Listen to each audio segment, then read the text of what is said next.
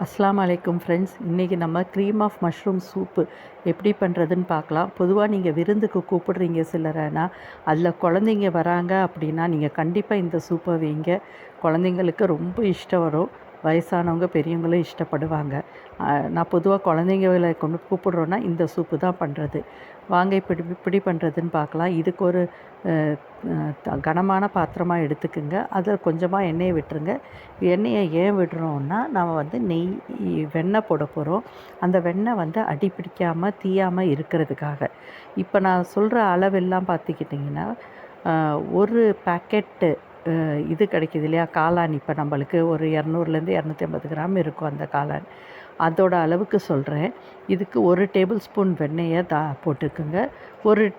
ஒரு அரை டீஸ்பூன் இல்லை அரை டேபிள் ஸ்பூன் அளவுக்கு எண்ணெயும் 1 டேபிள் ஸ்பூன் அளவுக்கு வெண்ணெயும் போட்டு கொஞ்சம் சூடாகிட்டோம். வெண்ணெய் கரைஞ்சதோட 3லேருந்து 4 பல்லு பூண்டு. சின்ன பல்லாக இருந்தால் 4 பல்லு போட்டுக்குங்க. பெரிய பல்லு பூண்டாக இருந்தால் ஒரு 3 பல்லு பூண்டை பொடியாக நறுக்கி போட்டுக்குங்க. பொடியாக நறுக்கி போட்டுட்டு இது கொஞ்சம் வதங்கணும். ஞாபகம் வச்சுக்கிங்க, பூண்டு வந்து கருப்பாகிடக்கூடாது. நல்லா பொன்னிறமாக தான் இருக்கணுமே தவிர இதாகிடக்கூடாது. நீங்கள் அடுப்பை அணைக்கணுன்னா கூட அணைச்சிருங்க, பூண்டு ரொம்ப சூடாகுதுன்னா. இதுக்கு 1/4 கப்பு மைதா வந்து போட்டுக்கிறோம். 1/4 கப் மைதா போட்டு இந்த எண்ணெயில் நம்ம இந்த விஸ்கு இருந்தால் தான் நல்லது. இந்த சூப்புக்கு நம்மளுக்கு கட்டி தட்டாமல் நல்லா வரத்துக்கு உபயோகமாக இருக்கும். நீங்கள் சாதாரண ஸ்பூனை வச்சோ கரண்டி வச்சோ செஞ்சிங்கன்னா சரியாக வராது. இப்போ இந்த மைதா வந்து அந்த வெண்ணெயில் நல்லா வறுபட்டு ஒரு நல்ல வாசனை வரும்.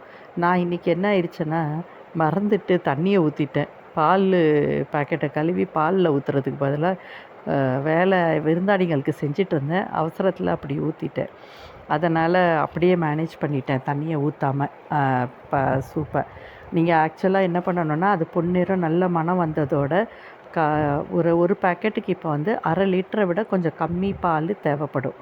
பால் ஊற்றிடுங்க. பெரிய கப்பு கிளாஸ் இருக்குதுன்னா உங்கள் வீட்டில் அந்த கிளாஸால் 2.5 கிளாஸ் பால் தேவைப்படும்.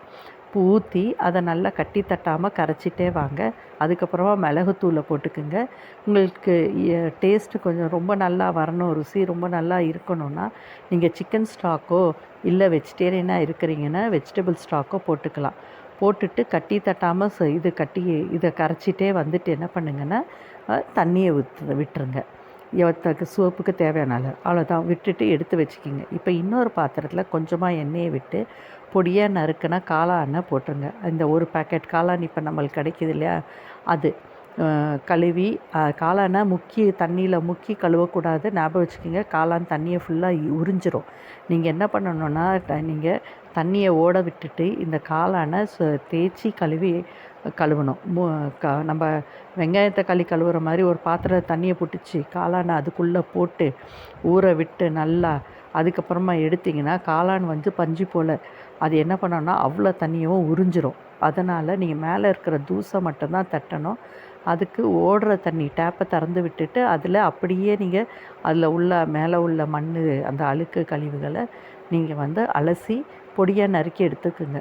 இந்த எண்ணெயில் இந்த பொடியாக அப்படி நறுக்கின காளான எண்ணெயில் நல்லா வதங்க விடுங்க. இதுவும் நல்லா பொன்னிறமாக ஆகணும். நம்ம பூண்டு வந்து பொன்னிறம் ஆகக்கூடாது. கொஞ்சம் லைட்டாக நிறம் மட்டும் மாறினா போதும். இது நல்லா ப்ரௌன் ஆகிற வரைக்கும் கூட காளானை வதக்கிக்கலாம். அதுக்கப்புறமா இந்த சூப்பில் அந்த வறுத்த காளானை சேர்த்துருங்க. அவ்வளோதான், நம்மளுக்கு cream of mushroom soup ready ஆயிடுச்சு. இதே நீங்கள் வந்து கோழிக்கறின்னா பொடியாக நறுக்கின கோழிக்கறியை எண்ணெயில் வதக்கிட்டு செய்யலாம். காய்கறினா எண்ணெயில் வதக்கவே வேண்டாம், அப்படியே நீங்கள் போட்டுக்கலாம். க்ரீம் ஆஃப் வெஜிடபிள் சூப்புன்னு சொல்லிட்டு அவ்வளோதான். இதுக்கு தண்ணியை அளவு பார்த்துக்குங்க. உங்களுக்கு எவ்வளோ தண்ணி பதத்தில் வேணுன்றதை பார்த்துக்குங்க. உப்பும் மிளகுத்தூளும் கணக்கு ருசி பார்த்துட்டு நீங்கள் அதை போட்டுட்டு நல்ல ஒரு கொதி வந்துருச்சுன்னா போதும். ஏன்னா நம்மளுக்கு எல்லாமே வெந்து இருக்குது. இப்போ எல்லாமே வெறும் என்ன ஆகணும்னா சூடாகி ஒன்றோட ஒன்று அந்த ருசி வந்து ஒன்றோட ஒன்று கலக்கணும். அவ்வளோதான், குழம்பு மாதிரி கலந்து வரத்துக்கு. இங்கே அந்த நம்ம ஸ்டாக்கு போட்டிருக்கிறதுனால உப்பை பார்த்துட்டு தேவைப்பட்டால் போட்டுக்குங்க. மிளகுத்தூளும் கொஞ்சமாக தேவைப்படுற மாதிரி போட்டுக்குங்க.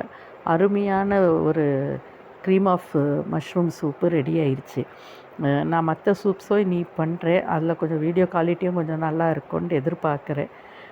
இதை சூடாக நீங்கள் பரிமாறுங்க, ரொம்ப நல்லாயிருக்கும். ட்ரை பண்ணிக்க பாருங்கள் ஃப்ரெண்ட்ஸ். அல்லாஹ் ஹாஃபிஸ்.